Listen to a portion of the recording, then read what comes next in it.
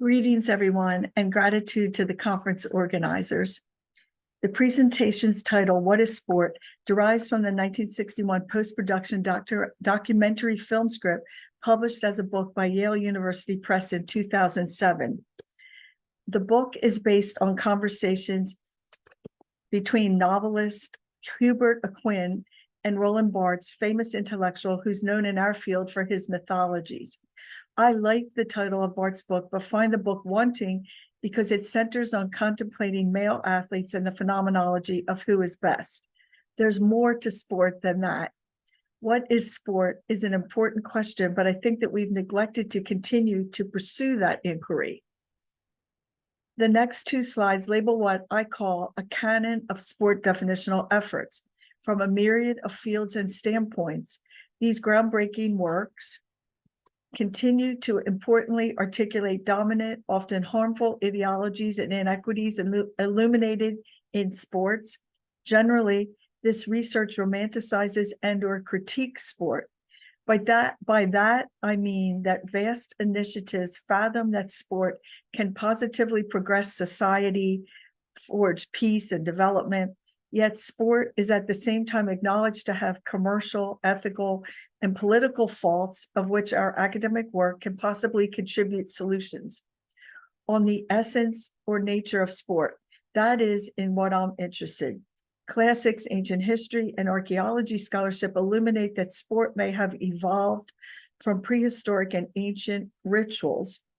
There are theses linking sport to humans' supposed instinct to war or contest gone, sport as civilizing process, sport as catharsis for violence and aggression.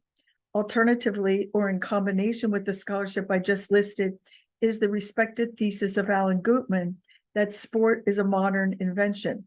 Gutman's well-known delineation of modern sport as rational, secular, bureaucratized, quantified, specialized, and so on, has furthered and continues to do so critical sport history.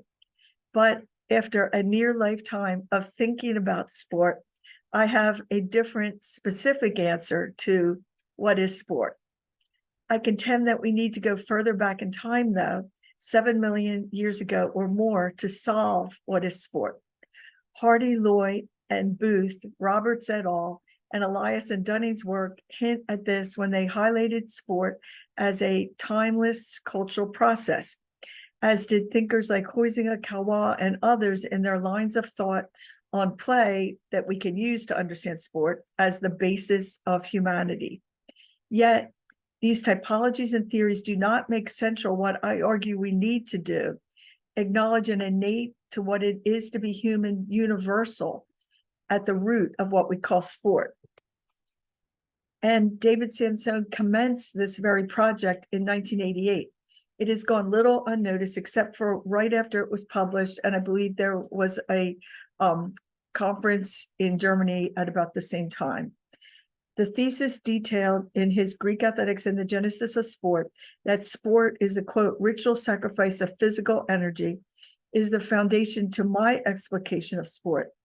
If we take that definition, then sport becomes many things, including forms that are non-competitive, such as dance, that amalgamate music, art, and future elements not yet imagined. Sport can lose its invented, selected destinies. Sport as label or category may even disappear, and that's part of my extension of Sansone, not from Sansone.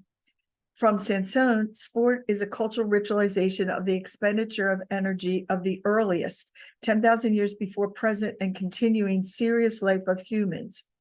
His argument is that the expenditure of early prehistoric people's real energy investiture for gathering wild plants, hunting wild animals, and overall day-to-day survival was so ingrained in being in Paleolithic and earlier human-like life for millions of years that when this intense expenditure dissipated with the advent of agriculture, trading, division of labor, and large societal institutions, this energy did not disappear as a human imperative. It took symbolic ritualized form. By the early Greeks, 1200 to 800 BC, who Sansone rightly considers modern in his sport hypothesis, This ritual sacrifice of energy took the form of sport, an invented ongoing element of most human societies. Sansone does not update his work, but current research on the worldwide change from foraging and hunting in very small familiar groups 9 million years ago to agriculture in large diversified societies about 10,000 years ago argues that there were drastic changes, positive and negative, for humans at the cusp of that change. Initially, the human diet became monotonous, like one cultivated grain, like wheat, but there was better protection against animals and weather. The novelty of new and changing landscapes that early humans would have daily negotiated and encountered in their hunting and foraging now were static activities like plowing. This research argues that, quote, the pursuit of an easier life resulted in much hardship. That's from Yuval Noah Harari's work in Sapiens. And that this hardship is a continuing saga of modern humans. How to play and socialize, etc., amid that difficult, changed world. The expenditure of energy was ritualized into sport, ever under construction, including traditional contests and novel artistic forms. Sansone presents primary literary, art, and archaeological evidence that this symbolic ritualization of energy that appears as sport is already established in antiquity in combination with contest, dance, performance, and theater.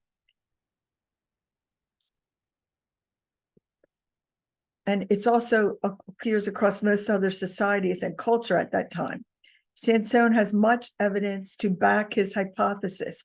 For example, he points to early human use 2.5 million to 10,000 years ago of vegetation as camouflage and to mask human scent before hunting, and special vessels to prepare that which was hunted or gathered.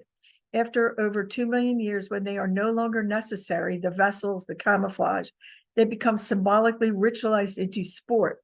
And this is a quote from Sansone: no one has troubled themselves over the question of why plates, cups, and dinnerware are symbols of sport and vegetation. A characteristic of ritual is that an action that originated for one purpose may continue to be performed for an apparently different purpose, or have an entirely new function, that of communication. The primary function may still be performed, but it often recedes into the background. Humans perhaps feel and sense and create sport to be important precisely because the older practices of which birth sport continue to have residue. So, like I did with the recent work on early agriculture, I bring additional thought into the conversation to hold up Sansone's thesis. Raymond Williams' idea that certain experiences, meaning, and values which cannot be expressed or substantially verified are nevertheless lived and practiced on the basis of residue. Those are Williams' words. That idea is applicable, as is Bruno Latour, who writes that human actions can be recognized as, quote, polytemporal. I may use an electric drill, but I also use a hammer. The former is 35 years old, the latter hundreds of thousands. The notion of universality that is inherent in this ritual sacrifice of energy definition of sport can be criticized. Brian Boyd, not on sport, but on the origin of stories, defends pursuing universality in research today. The notion of universality may have first raised disapproval. It evokes reductionism, utopianism, the idea of stable tradition, rejection of relativism. Such an approach is not reductive, but expansive. And that's paraphrased from Brian Boyd's On the Origin of Stories. Sansone's theory, so it's okay to look at behavior as shaped by a deep primeval past. Sansone's theory specifies that the competitive aspects of sport are secondary and are not essential to the message that is communicated. Thus, music making, rhythmic activities, dance, marching, art, protest, reading, viewing, screening, virtual, remote doings, perhaps all that humans undertake are ritual sacrifices of human energy. In rethinking the nature of sport, we must consider the paradox that sport may be everything, if we use that theory, and accept the forecast that sport as category label can disappear completely. To me, this is a proof of the validity of Sanson's thesis as I have scaffolded it. Hans Ulrich Gumbrecht's 2021 crowds, the stadium as ritual of intensity, also lends support to Sanson's hypothesis, except for Gumbrecht, the full communitas of a crowd in a stadium is a ritual of presence. Those are his words, a process that began in early modernity. Gumbrecht is obsessed with, quote, the collective emotions summoned by the experience of the arena. However, through the lens of my update on Sanson's theory, which Gumbrecht identifies as intense stadium experience, that Gumbrecht believes has to do precisely with, quote, interiority and fullness, is in another appellation a ritual sacrifice of energy that does not need an in real life arena or stadium to be evoked in humans, as Gumbrecht argues. Readers, gamers, dreamers are also involved in ritual sacrifice of energy. In their work on ritual and sincerity, Seligman et al. Do not mention sport or Sanson or any of the others I've discussed, but their thesis also helps with my proposed definition. Their thesis is that we live in a broken world and that rituals, I'm going to add rituals such as sport, help humans maintain precise beliefs and identities with clear boundaries that cannot be dissolved or harmonized or healed or melded together. Seligman et al. Understand the human condition as incomprehensible, fragmented, and tragic. Those are their identifiers.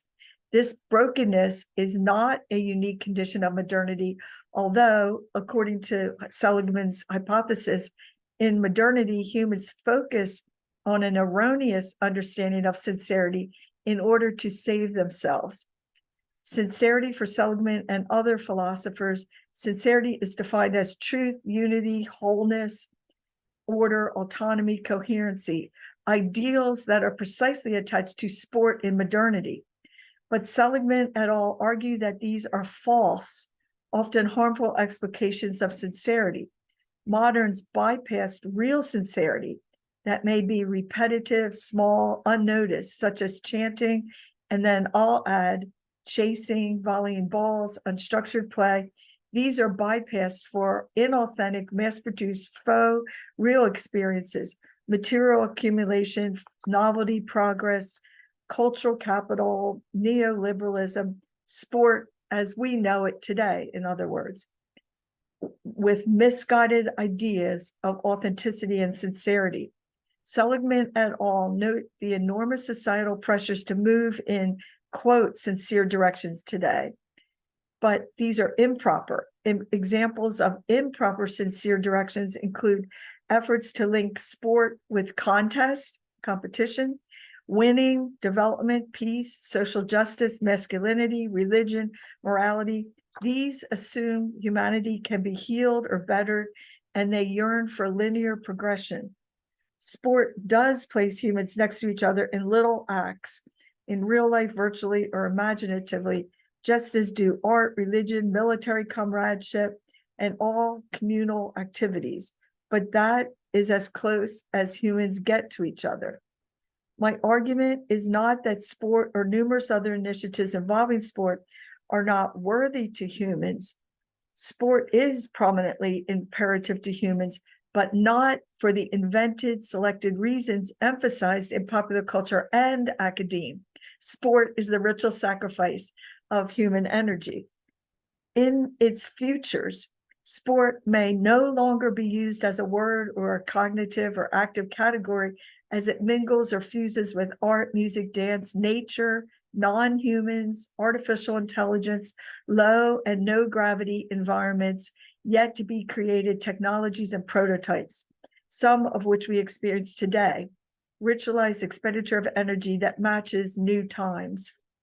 What I've tried to explain should not be listed as just another sport origin theory or a thesis about sport as evolved prehistoric hunting, nor just another contribution to sport philosophy. Instead, This should be the understanding of the materiality, nature, essence of sport, with which we background any study or history of sport. Barth's What is Sport eloquently concentrated on contest, spectacle, agon, men. Perhaps today, Barth's might agree that there's something more to sport. In my work that builds upon Sandstone's hypothesis, I attempted to articulate a specific theory in this presentation. Thank you.